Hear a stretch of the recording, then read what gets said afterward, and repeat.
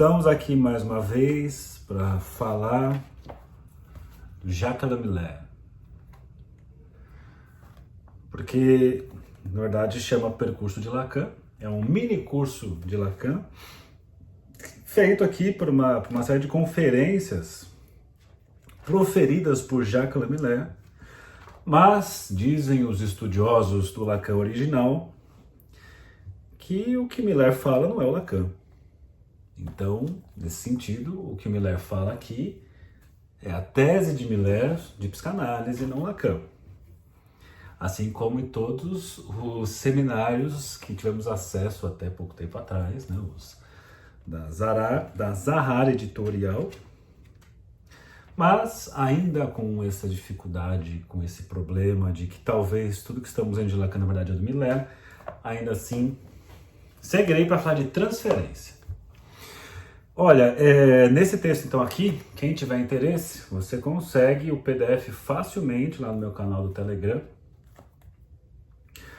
Você vai lá no Telegram, você vai no search, na lupinha lá e coloca Saulo Durso Ferreira Psi. É o nome que usa tudo com a rede social. Aí você clica lá, aí vai aparecer o grupo, você entra no grupo, você vai em arquivos e aí tem o PDF. Mas se você colocar no Google, você também acha o PDF desse livro facilmente, ou você vai lá e compra o livro, porque o livro não custa caro.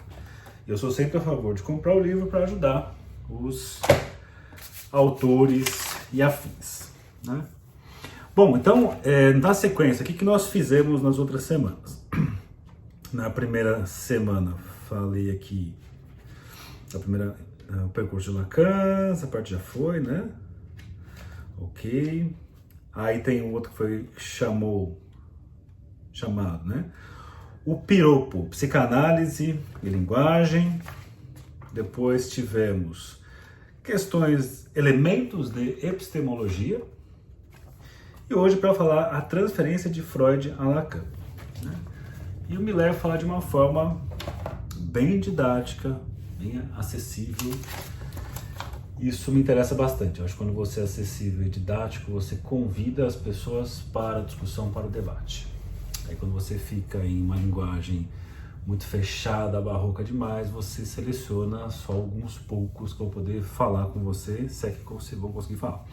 Bom, o Miller começa dizendo assim, ó, transferência, esse comecinho aqui é rápido, mas tem umas passagens que eu preciso ler para vocês, porque vale muito a pena a leitura. Então aqui, ó, transferência em Freud e Lacan. O Miller começa dizendo, para começar, que a questão da transferência é uma expressão ambígua. Eles vão perceber nessa explicação, ainda mais com a leitura que o Lacan vai trazer para a história. Porque, ao mesmo tempo que a transferência ela é a condição para que uma análise aconteça, aí está o grande diferencial, ou duas, né? Mas assim seria a chave assim, para diferenciar a psicanálise de outras práticas clínicas, é a questão da transferência. Quando eu falo de transferência, em linhas muito gerais, depois eu vou voltar para os conceitos que o Miller coloca, mas de forma muito clássica, assim, aprendemos na faculdade de psicologia, nos cursos de psicanálise, que a transferência tem a ver com esse lugar que é colocado o analista, né? Você atualiza uma figura do passado na figura do analista, e então por isso que acontece, então, uma possibilidade, né, de um processo, por isso que o paciente vai falar para o analista. Não concordo, Saulo, não acho que é por aí, porque eu não sei aonde, de um fulano de tal, de ABC, falando outra coisa. Então você faz assim, você pega o compêndio da psicanálise do Freud, o cara que criou a bagaça toda, você vai lá na prática que ele fala sobre a amostra do trabalho clínico, e aí o Freud ele descreve na sequência, assim. As pessoas procuram atendimento porque elas têm lá um eu fragilizado, palavras do Freud. Esse eu fragilizado vai ter como característica justamente a distorção da realidade. Por quê? Como ele tem ali as influências do id, do isso, né?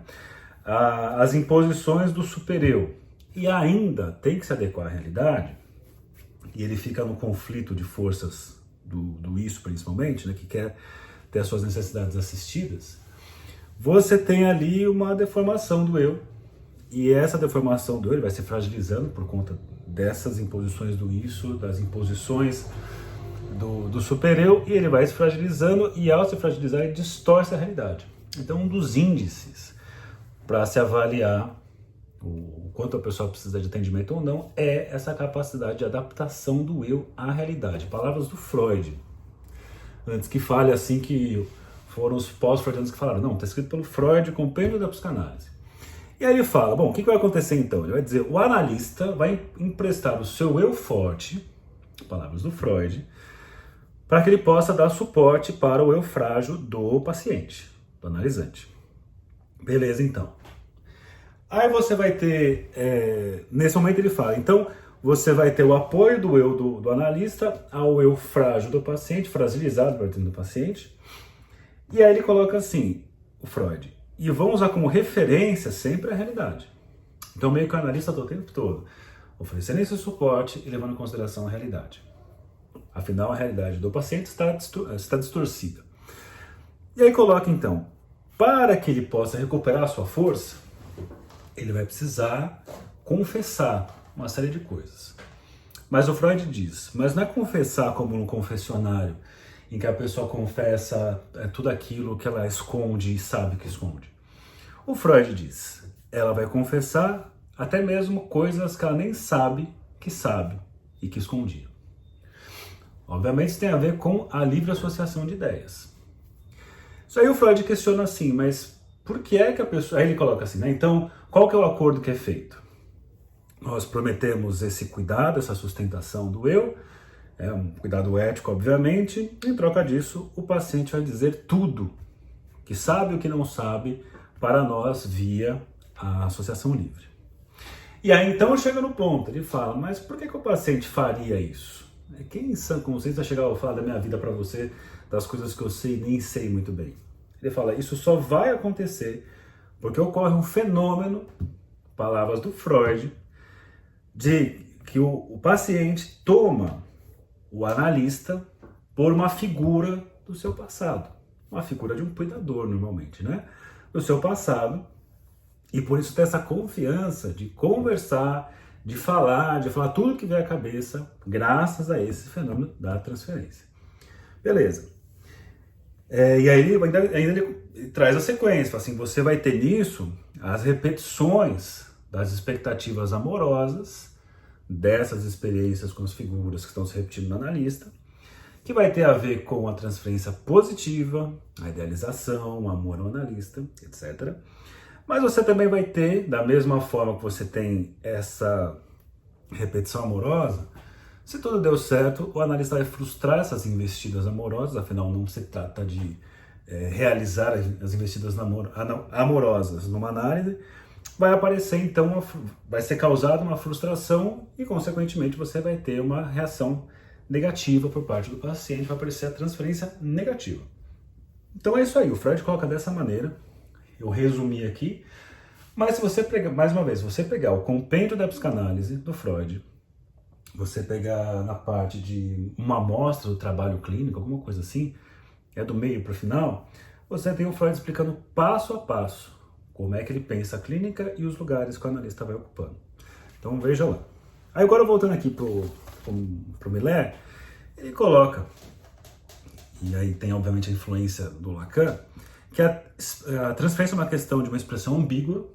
E por quê? Vocês vão perceber aqui ao longo da minha fala que ela, a princípio, é condição de análise, mas ao mesmo tempo, ela é o que vai atrapalhar. Ela vai fechar o inconsciente. Então, num certo sentido, parece que pensava-se, né, a transferência como aquilo que abre o inconsciente, e depois ali o Lacan consegue localizar que ela fecha o inconsciente. Vamos tentar construir esse raciocínio que o Miller coloca para nós aqui. Então ele fala, ó, em termos de transferência, ele coloca, é o modus operandi da psicanálise. A condição para a psicanálise ocorra é a transferência. Além disso, é a mola mestre da cura. Além disso, é o motor da terapia. E além disso, o que está escrito aqui? Princípio do seu poder. Então, tudo isso tem a ver com a transferência, a importância da transferência. É interessante pensar assim, né? Quando você pensa nesse raciocínio do Freud, da transferência, todo tipo de relação que eu estabeleço com alguém, ela tem essa dimensão transferencial. Afinal, você está atualizando ali figuras do passado, né? Como se fosse uma sessão espírita, está encarnando ali no pai de santo, na mãe de santo, ou no médium, melhor dizendo, está encarnando no médium os vários fantasmas da vida da pessoa. E aí diz assim, que você tem isso em Freud, e que o Lacan ele acrescenta algo a isso, que não está em Freud, e você coloca, você tem os vários pós-freudianos desenvolvendo a transferência a partir de um certo sentido, mas que o Lacan traz uma contribuição que não está em Freud, que é a ideia de sujeito suposto saber. Isso de sujeito suposto saber, isso, se eu não me engano, olhando aqui, é o assunto da próxima live, inclusive. Vai aprofundar mais a questão do sujeito suposto saber.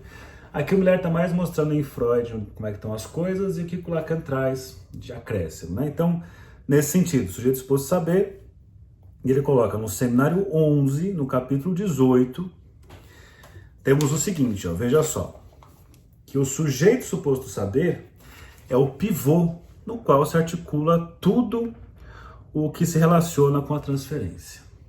E diz assim na página 56, para quem quiser, ó, desse livro. Diz, ó, os 4 conceitos fundamentais da psicanálise, que é o seminário 11, no capítulo 18. Como se entende esse termo do sujeito suposto saber? Olha que legal isso, ó, acompanhe aí. Pensou-se que o analisante começa supondo que o analista está de posse do saber que lhe concerne e progressivamente descobre que não é assim, mas que a análise se estabelece sobre a base dessa suposição.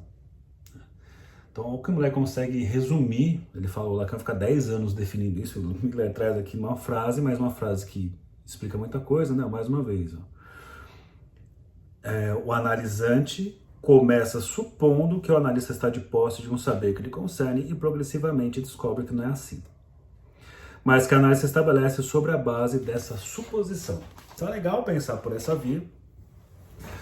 Você só fala para uma pessoa porque você supõe que essa pessoa tem algum saber sobre o seu sofrimento, sobre a sua questão, sobre a sua divisão, sobre o seu sintoma. Você não vai falar para qualquer Zé Mané. Essa tem aquela pessoa específica, inclusive eu falei disso numa das lives, que o analista, ele completa o sintoma do paciente. Então, vira uma questão, né? Eu preciso falar para o meu analista. Essa questão tem que levar para o meu analista, não posso falar com meu amigo, minha amiga, namorado, namorada, com aquele psicólogo X, com aquele analista, não. Tem que ser com aquele psicanalista específico X ali. Se for outro, não é possível. Porque supõe-se aí um saber. Beleza, então, deixa eu ver se tem mais alguma coisa disso aqui que ele coloca. Grosso modo, é essa vulgata que se difundiu sobre o sujeito disposto a saber com o pivô da transferência. É necessário conhecer com precisão a que o problema da teoria freudiana corresponde à sua introdução, que nada tem de gratuita. Então ele está dizendo assim, ó, existe um motivo para o Lacan chegar na ideia de sujeito suposto saber. Alguma coisa acontece aí, porque se tivesse tudo ok da forma como Freud colocou, e está tudo ok, porque Freud colocou ali, mas a ideia é assim, como é que isso se desenvolve depois de Freud e na prática clínica. Então, assim, o Miller coloca quais os motivos que levaram à necessidade do Lacan pensando nessa ideia de um sujeito suposto saber. Então, voltando a Freud, diz assim, no capítulo 3 do Além do Princípio do Prazer, ele coloca assim, né? Ali você tinha, a psicanálise era essencialmente uma arte de interpretar. Né? Então, o que aconteceu? Né? Se você pega o texto Recordar, Repetir, Elaborar do Freud, ele coloca, a psicanálise começou com o recordar. Então, bastava recordar para acontecer a catarse. Uma vez acontecida a catarse, o problema desaparecia. Então, você tem os casos clássicos, Ana O, por exemplo, né, que o Miller coloca, é a grande teórica da psicanálise, a primeira grande teórica é a Ana O, porque ela nomeia as coisas mais importantes da psicanálise. Por isso que vale muito a pena ler uma vez, estudar os estudos sobre histeria. Né? E ali você tinha as pacientes com seus sintomas histéricos, que tinha a ver, né, as histéricas sofrem, sobretudo, de reminiscências, ou seja, as histéricas sofrem de lembranças que não podem ser lembradas, e que então, em alguma parte do corpo acontecia o conflito, né, o corpo falava de alguma forma, e que, através da psicoanálise, era possível rememorar essa lembrança que estava afastada, estava oculta, e uma vez estabelecida essa lembrança, né, essa recordação, o sintoma desaparecia. E funcionou muito bem no comecinho da psicanálise, que era o recordar. E aí até o Miller coloca que esse foi o chamado a idade de ouro da psicanálise, que era a questão da interpretação, da recordação, e tudo resolvido. O problema, se você trabalha com clínica, você sabe que não basta isso.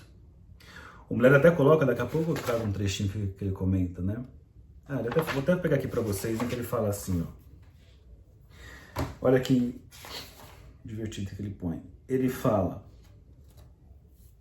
comenta da Anao, né? A Anao como essa principal teórica aqui, que inventou o termo Talking Cure, por exemplo, coloca, ó,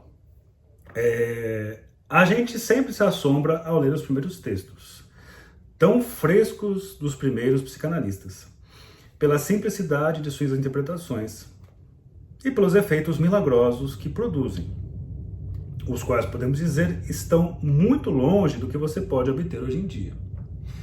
Aí ele diz assim, hoje em dia vocês podem tentar obter efeitos milagrosos em um sujeito dizendo-lhe que está apaixonado pela sua mãe.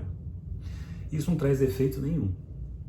Você pega, por exemplo, na época do Homem dos Ratos, o amódio em relação ao pai, né? Então, o pai tão amado, mas que na verdade tinha uma formação reativa e um ódio por trás, na época podia ser um escândalo, uma novidade, caramba. Quem podia imaginar que de trás de tanto amor, esse amor caricatural, né, que eu sempre comento das formações reativas, por trás tinha o ódio. Hoje é óbvio, né? Hoje você fala na clínica é o arroz com feijão, que as pessoas que amam demais alguém tá lutando contra o ódio para essa pessoa. Por isso que esse papo, inclusive, pessoas que amam demais, então muito cuidado, aqui tá muito instagramizado, né? A psicanálise, a psicologia tá instagramizada, e instagramizada ela tá ficando bem conto de fadas, né? Do tipo, amor demais é amor demais. Não, né? Você tem ali, muitas vezes, o ódio oculto, melhor dizendo, e esse exagero de amor, né? E tantas outras coisas que o Instagram, ou o raciocínio Instagramer está causando na clínica, né? A clínica instagramiana é bem fraca, é bem ruim e bem preguiçosa, e acha que enfim, isso é assunto para outras coisas. E aí você tem uma coisa que o Miller ele coloca assim, não, pensando nesse raciocínio, você faz uma intervenção dessa, não tem efeito mais. Algumas abordagens ainda usam isso. Eu falo, a TCC chupinhou ali o Freud, Aaron Beck era psicanalista freudiano, e em casos de depressão ele pensou jogou a demora da psicanálise e bolou um trabalho mais ativo dali em diante, monta a TCC, mas vai muito por uma via de um recordar. Aí você tem uma recordação e aí você tem estratégias para conseguir modificar Não, eu não acho nem que é psicólogos blogueirinhos não, cara. Eu não tô, na verdade, falando... A questão não é quem está no Instagram, no YouTube, no blog, coisa do tipo. Falando de raciocínios clínicos instagramizados, assim. Mesmo pessoas que não estão fazendo trabalhos na internet, que ficam com raciocínios instagramizados. Raciocínios muito óbvios, raciocínios muito, enfim, romanceados, né? Como sempre foi, sempre será, sempre vai ter esse ciclo. É impressionante, ainda mais nesse... Deixa eu sair de novo para voltar a focar. Nesse último curso que eu dei, da metapsicologia freudiana, é para tentar resgatar um pouco isso, assim, o quanto as pessoas estão distantes do raciocínio clínico.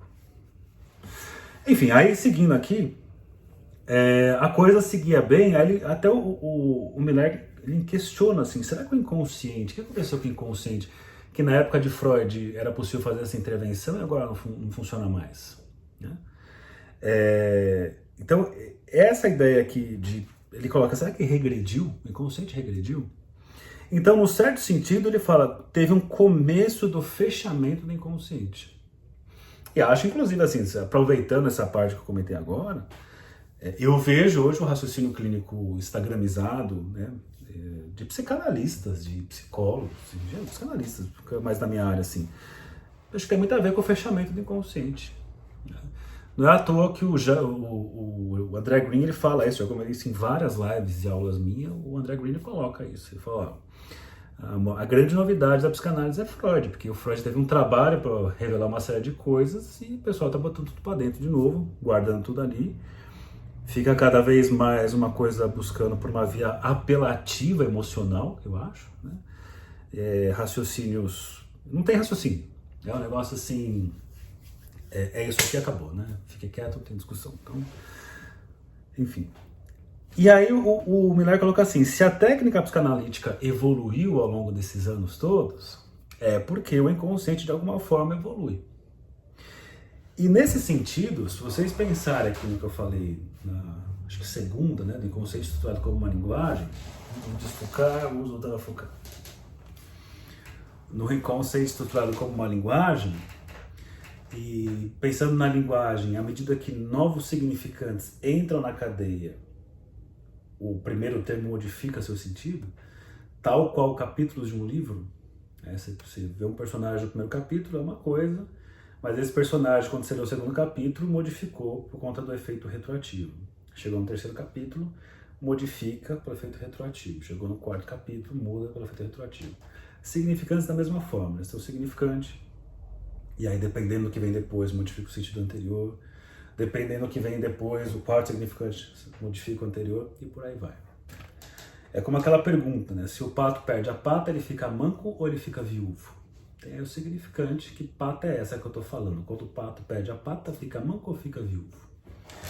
E é isso. Então, nesse sentido, se o inconsciente é estruturado como uma linguagem, estou pensando nessas fileiras de significantes, obviamente que ele vai se modificar.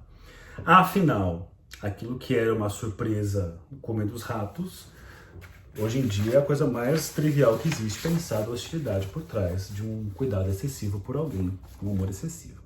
Aí, seguindo, ele fala, existem 3 formas de transferência. Ele fala, forma de repetição, né, ela se apresenta de 3 formas de repetição, como resistência e como sugestão. De alguma forma, essas 3 diferem, ou ainda, apesar delas, faz necessário o aparecimento do sujeito suposto saber. Ele diz assim, a primeira vez que Freud fala de transferência é um texto chamado A Ciência dos Sonhos, um texto bem antigão lá por 1900, e fala de transferência de sentido. Ele já traz ali, né, a questão do deslocamento, da condensação, mas o deslocamento é mais fácil de pensar, né, que você tem lá, por exemplo, um investimento no objeto e você tem a transferência para um outro objeto. Isso é um clássico, e é um clássico que eu falo, né? O raciocínio clínico está muito fraco hoje em dia do que eu tenho escutado. E aí, regrinhas básicas da psicanálise que você realmente vê na prática, as pessoas esquecem que supervalorizar alguma coisa não significa que essa é a coisa importante. Pode ser que eu estou supervalorizando isso para deixar passar isso aqui. Eu super invisto no óculos para deixar passar o mentos na história. Eu falo do óculos, só que passa. E aí eu falo para as pessoas, preste atenção no que é mais, sim. A pessoa fala de forma mais por cima, assim, mais en passant. Teve a questão do mentos. Tem aqui uma transferência de investimento. Eu hiperinvisto, né, nos óculos e desinvisto no mentos justamente por ser mentos objeto que me interessa na história. Então ele fala, aqui é o primeiro momento e fala que apesar de ser um deslocamento de um objeto para o outro, ele diz, já se trata aqui dos disfarces do desejo. E não é isso?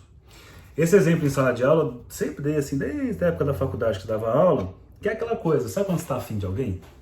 Quando você está afim de alguém, hoje em dia eu não sei como é que tá, mas pelo menos era assim, né? Quando você está afim de alguém, você ficava meio que não quer dar pinta que você está afim dessa pessoa. Aí você chegava num lugar que tinha várias pessoas e a pessoa que você tá afim. E aí você cumprimenta todo mundo. Você, e aí, tudo bom? E aí, beleza? E aí, fulano, tudo bem? Oi, tudo bom? E aí, não sei o que? E aí, não sei o que lá. Eu lembro uma vez que fui no aniversário, que um amigo meu tinha começado a namorar uma pessoa sem contar pra ninguém. Ele falou assim, então, gente, preciso apresentar minha namorada. Eu falei assim, é ela. Ele falou assim, porra, como é que você sabe? Eu falei, justamente pela forma que você cumprimentou. Você cumprimentou todo mundo. Antigo, psicanálise é antiga, né? Estou falando de antiguidades. Isso aqui é a nossa especialidade, é antiguidades. Você cumprimenta todo mundo de forma super enfática, super empolgada. E essa pessoa é a pessoa que você menos investe, você menos mostrou interesse. Então, isso chamou muita atenção. Então essa técnica de tentar não mostrar interesse em algo, uma técnica mais velha que andar para frente. Andar para frente começa em 3, não lembro agora do tempo, né? 4 milhões de anos e meio atrás, começa a andar para frente. E um pouquinho depois já começou essa técnica de deslocamento. E diz, já se trata então de disfarce do desejo, e aí eu coloquei, leia o primeiro parágrafo da página 59. Então vamos lá. Ele fala aqui, ó, isso é muito importante, mesmo que depois do termo transferência tenha assumido um significado muito mais especializado em Freud. Esse é o comecinho, né? Transferência de ligação no objeto.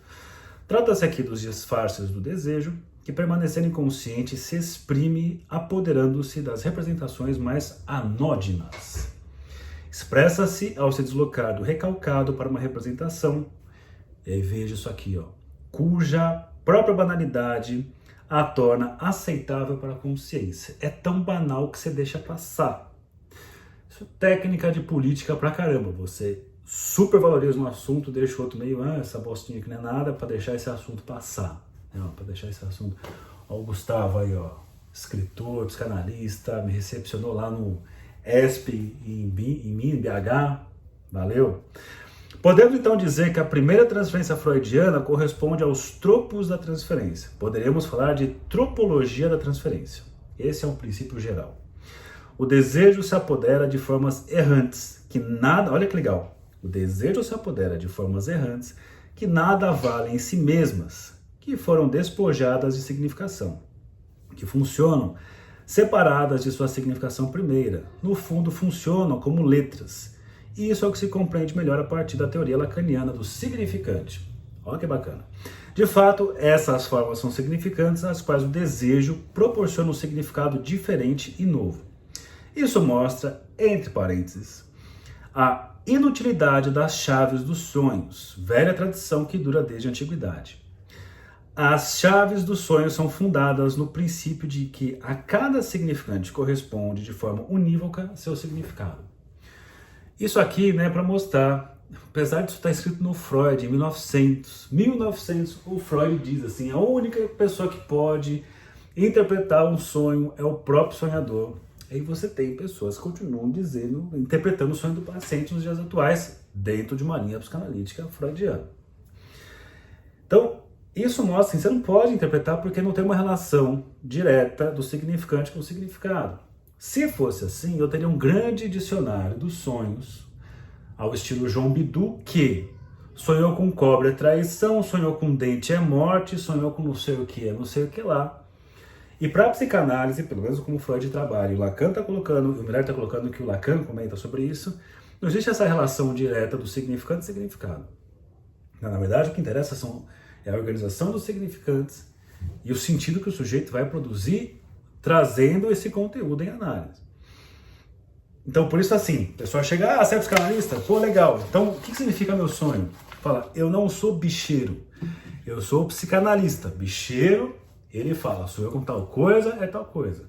Como psicanalista, assim, você sou eu com tal coisa, e o que você me diz dessa coisa? E o que é isso aqui? E para onde você ia aqui? E qual é o nome dessa pessoa? De onde você conhece essa pessoa? Que roupa ela usava?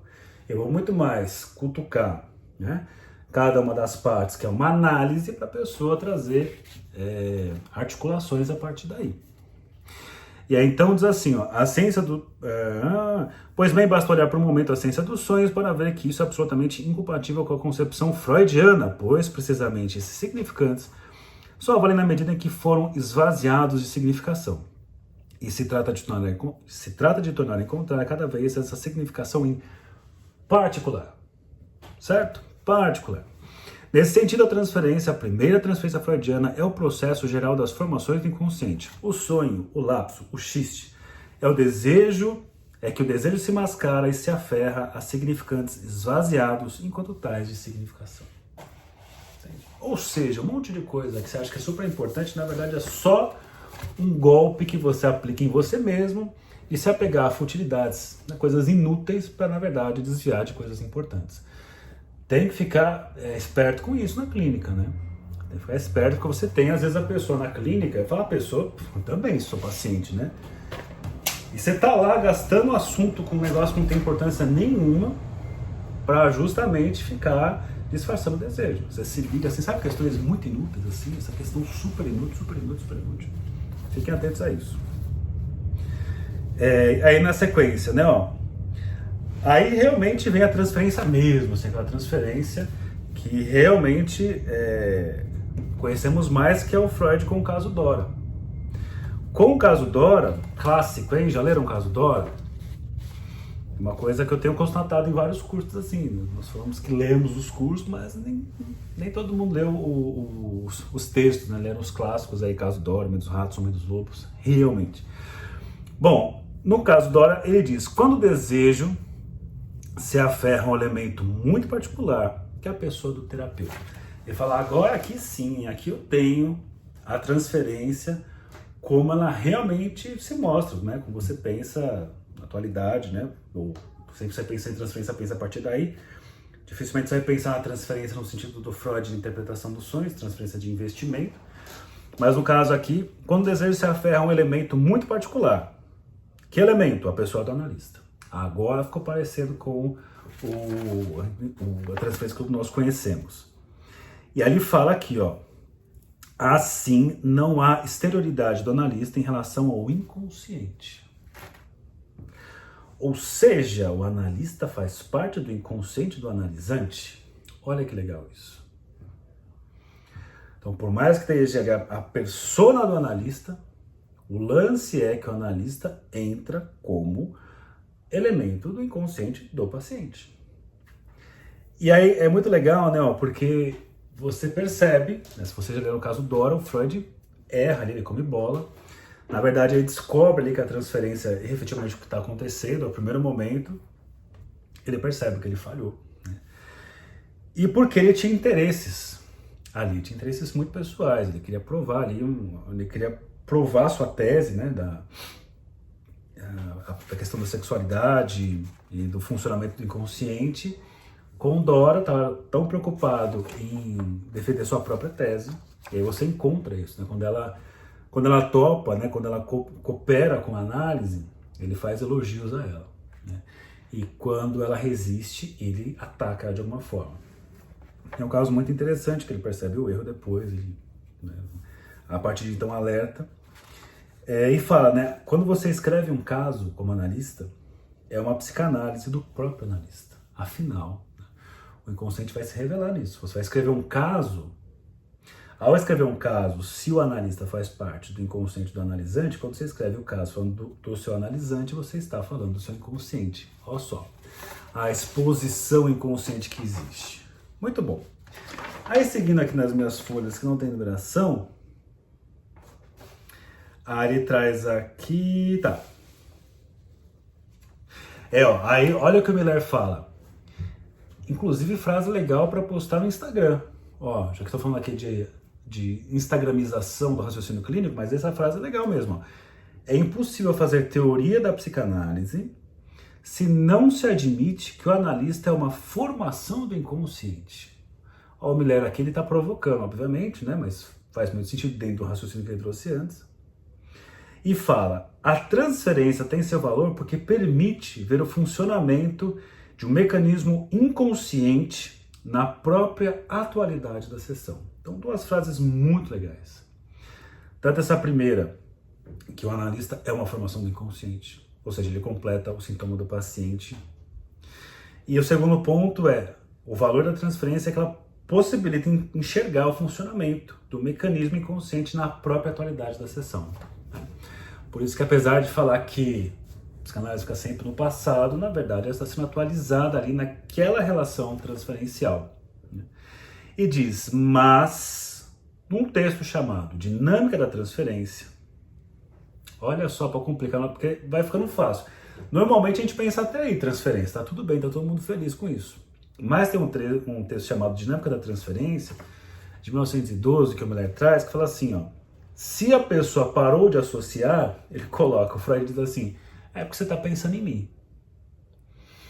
Então, peraí, mas eu tinha entendido até então que por conta do analista, que ali da relação montada com o analista, que as associações iniciavam. Ou seja, o analista da condição de que o inconsciente apareça, abra. Mas vem essa ideia do Freud que se você parou de associar, você está pensando em mim. E isso traz uma puta questão que o Lacan fica quebrando a cabeça em cima disso. Mas como assim? O analista abre ou o analista fecha? Seguindo no raciocínio do seminário 11 do Lacan, o analista fechar, mas ele não chegou lá ainda. Mas é muito por conta desse ponto do Freud, você está pensando em mim, por isso que você parou de associar, que vai pensar que a transferência como uma tampa para as associações inconscientes. Ou seja, nesse raciocínio, a transferência vem para interromper as associações. Viu como é ficando difícil? Você fala assim, pô, mas sempre entendi que a transferência, ela possibilita as associações. Aí o Freud diz, mas você pode associar porque você está pensando em mim. Então a transferência, ela cessa as associações? Resolvam essa questão aí. E aí, dei aqui, é um fechamento do inconsciente. Aí eu coloquei, leia terceiro parágrafo para 62. Vamos ver o que eu separei aqui. Terceiro parágrafo para 62. 62. Olha que legal, ele fala assim. Isso destaca que a transferência tem uma função, pode-se dizer, de tampa para as associações inconscientes.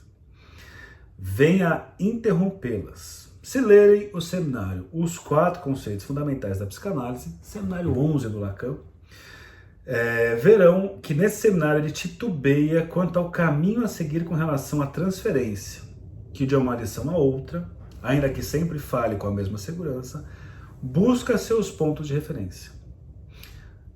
Importantíssimo. Para tudo que você está fazendo agora, que isso é muito importante.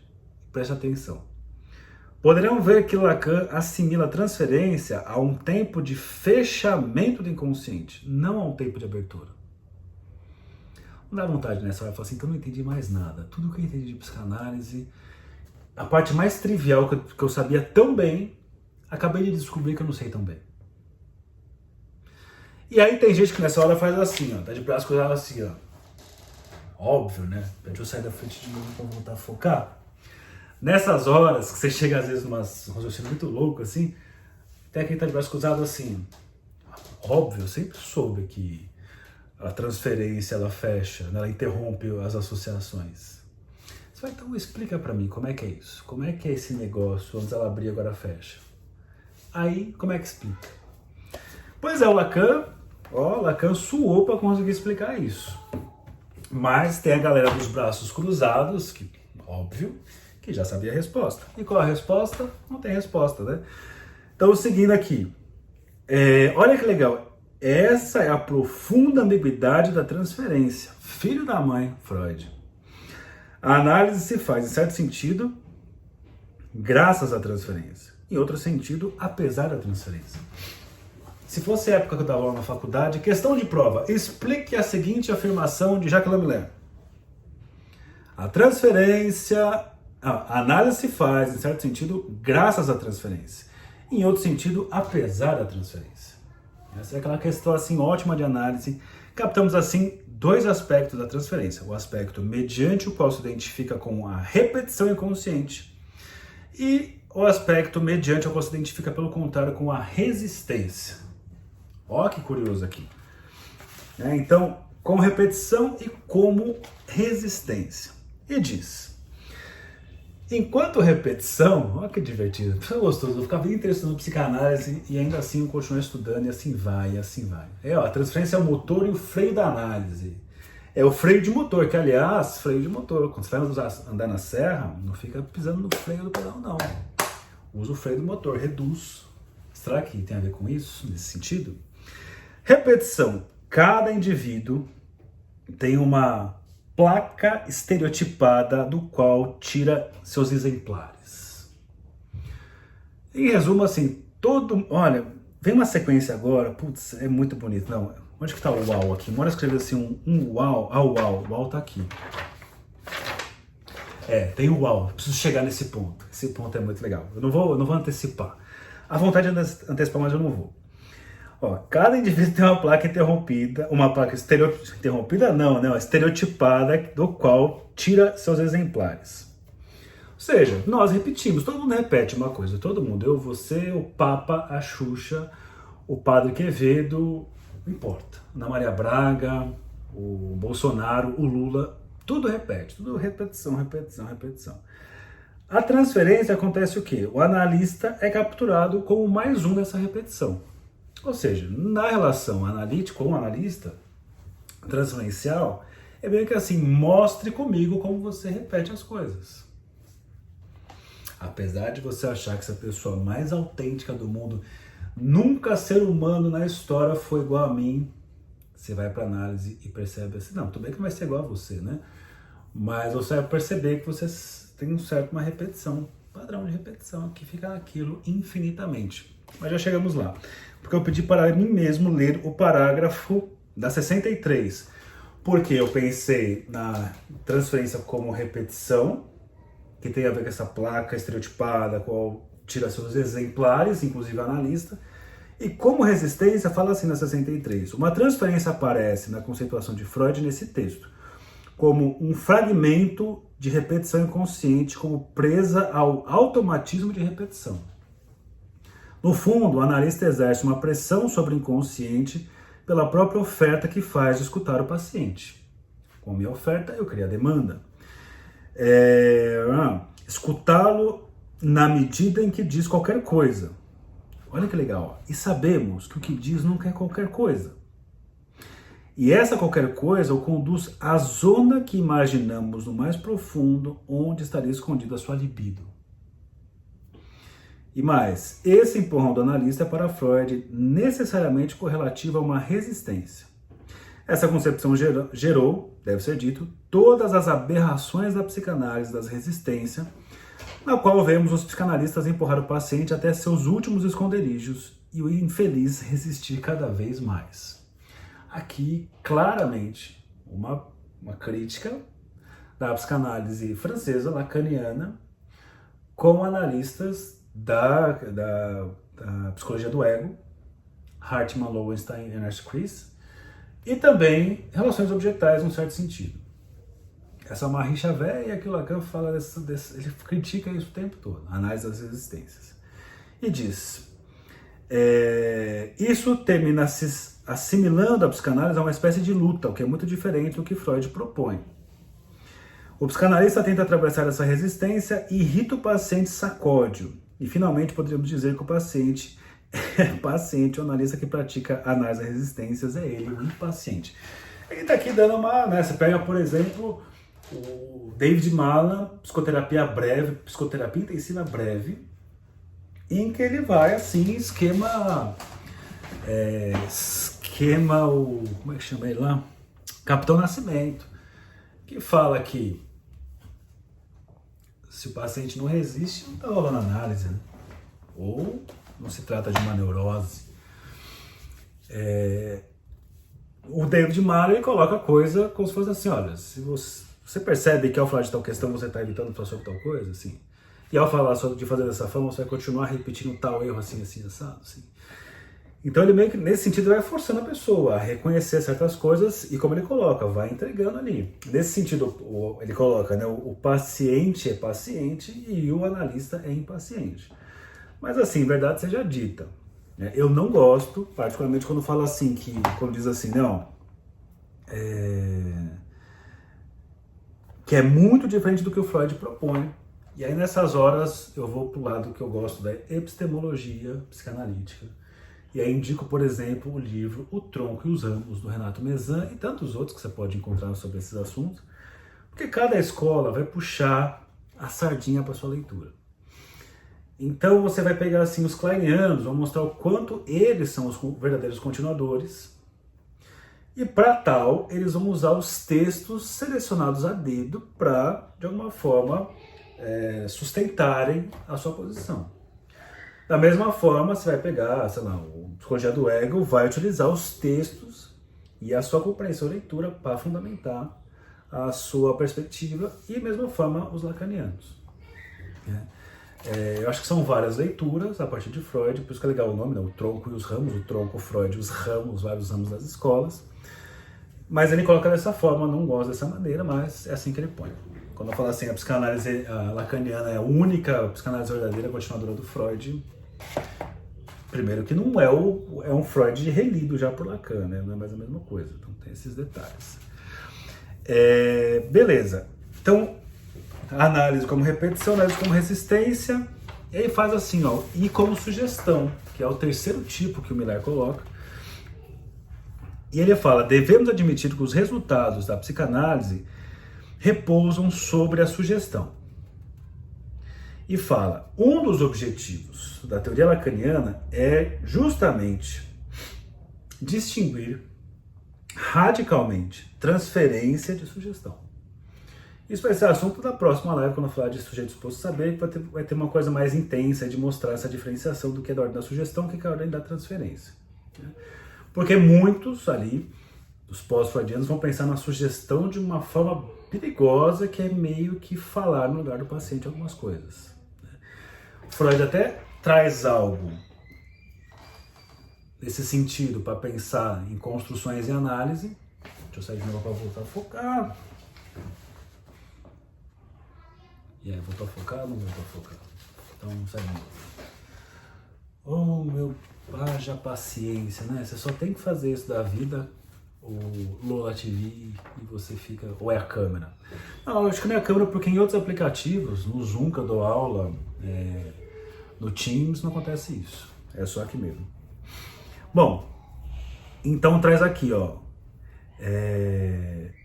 Uma questão que é muito importante, só para finalizar aqui, até por conta do tempo, tá chegando quase 1 hora, teve para mim no começo, em que o Miller começa a se questionar sobre, ele diz assim, ó, ele fala, o que diferencia os fenômenos transferenciais, espera só um pouquinho, ô Benício, eu tô em aula, filho, espera um pouquinho aí, Benício, não é a lente. É a lente porque nos outros aplicativos não dá esse problema. E é assim, filho imitando... Ele viu um vídeo de um BenTV, que ficava o BenTV falando BenTV o dia inteiro. Que mandou pra uma senhora o BenTV, e aí ele achou o máximo isso. E aí, semana passada, eu comprei um kit de apitos para ele, que são vários tipos de pássaro. Ele pega todos os apitos e todos ele faz BenTV. Então tá no momento BenTV, ele tá no cômodo ao lado, falando BenTV incessantemente. Aí eu tô aqui, quem é pai, quem é mãe sabe, né? Eu tô aqui, mas metade do meu cérebro tá escutando assim, ó, o que ele tá fazendo. Ele fala, eu tô escutando ele lá, eu tô escutando o barulho da cama, eu tô escutando o barulho da TV, eu tô escutando ele chamando o cachorro. Porque se for acontecer alguma coisa, você tem que parar e correr pra lá, entendeu? É isso aí, eu me perco, é assim, né? Psicanálise da vida real. Não, é muito legal, não tô... Não, o kit é legal, viu? Não, mas o lance, gente, não é que o grito tá alto, é porque eu tô aqui, ó, a Gabriela tá aqui agora, ó, entrou aí, ó, a mãe, ó, chegou agora e fica fazendo bagunça aí. O lance não é o apito tá alto, é que eu tô aqui e eu tô escutando lá. E aí eu fico preocupado, né? Eu fico também incomodado, enfim.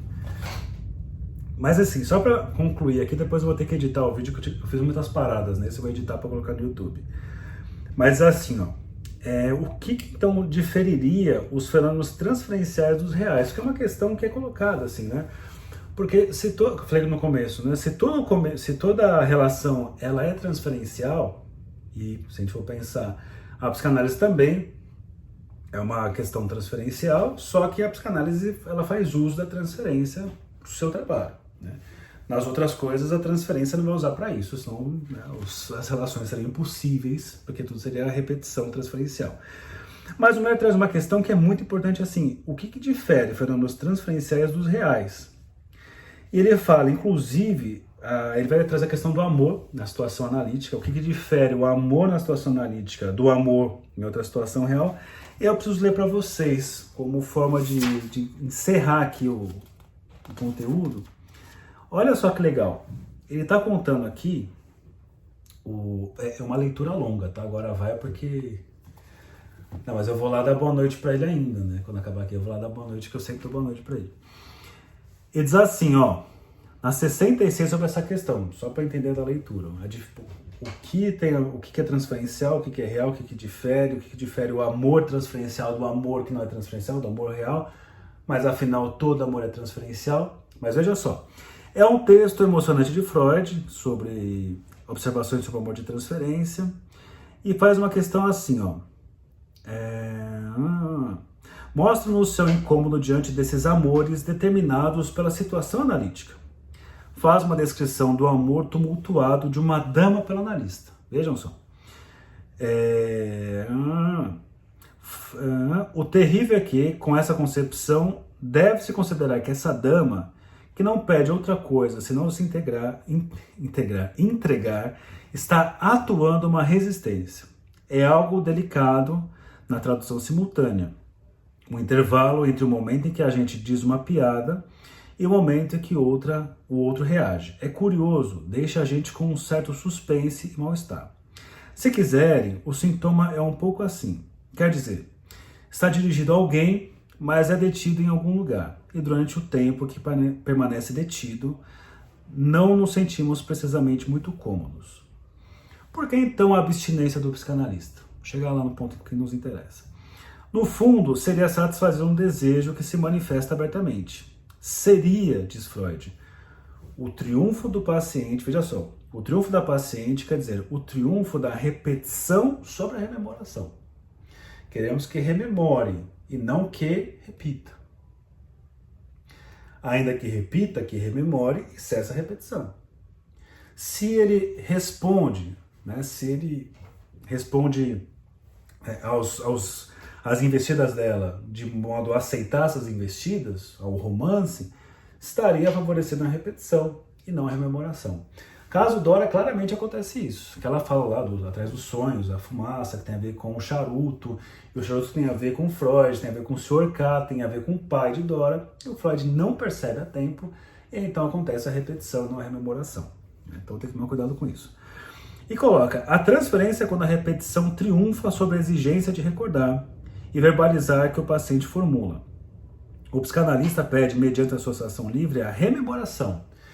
E quando fala assim, se a gente for pensar nela como essa resistência, esse ponto, é que enquanto estava acontecendo lá as associações é uma coisa, mas então o analista entra como uma figura com a sua externalidade, não como um elemento inconsciente. E aí por isso cessa, por isso que fecha. E diz assim, ó, para concluir.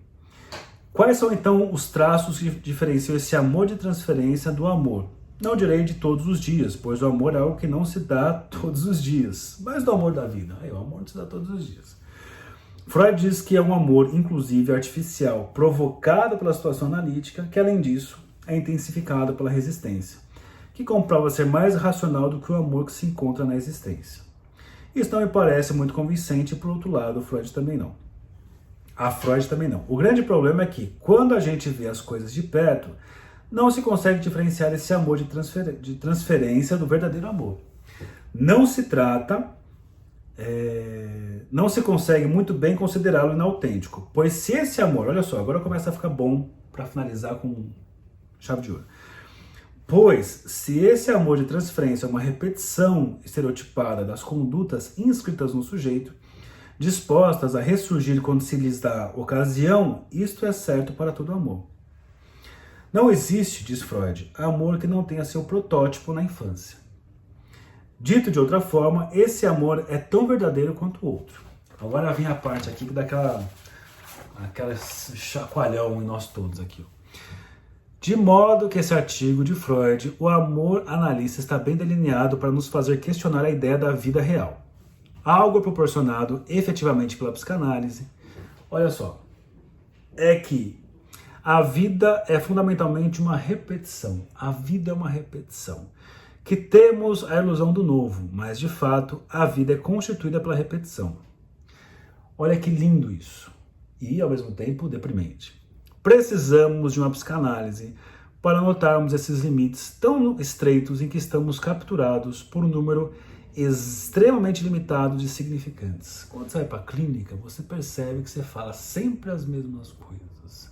São sempre aqueles poucos significantes.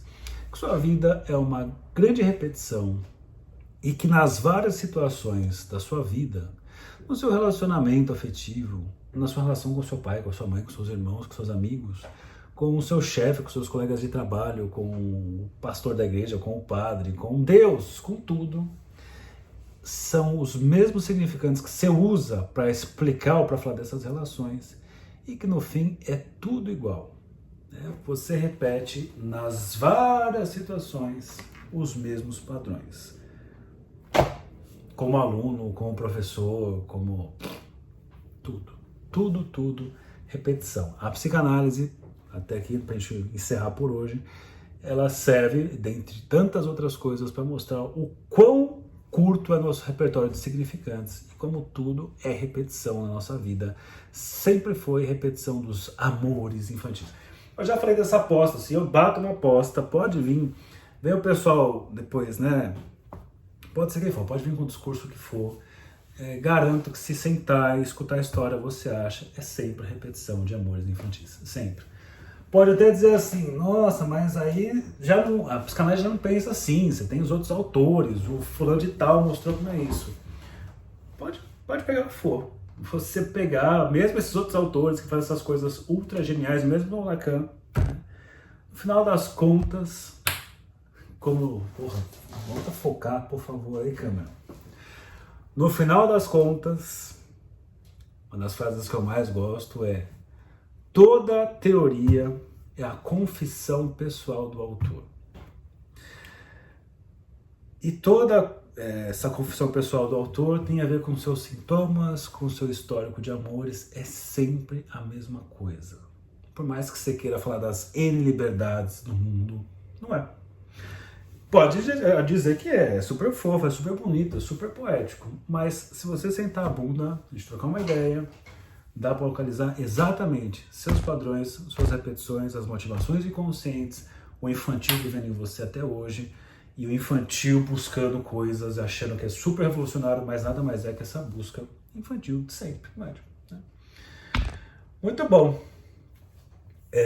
Vamos encerrar aqui, porque até gostaria de falar um pouquinho mais, mas esse site aqui, o Lola TV, ele me corta no nada. Então, antes que ele corte, cortarei encerrarei. Né? Diferenciação de repressão e castração são coisas diferentes. Não dá tempo de eu falar aqui, mas são coisas bem diferentes. Mas é isso aí, gente.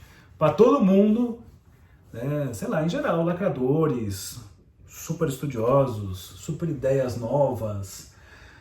Como diz o Belchior, como é que coloca? Ainda somos os mesmos e vivemos como os nossos pais. Tudo repetição. Ou como diz uma tirinha da Laerte, né? Tudo é clichê. Tudo é clichê. Mesmo as coisas mais revolucionárias que nós vemos hoje em dia, é tudo clichê. É super bonito achar que não é, mas é tudo clichê. Boa noite, gente. Bom descanso, bons estudos e até outro momento. Tchau pra vocês.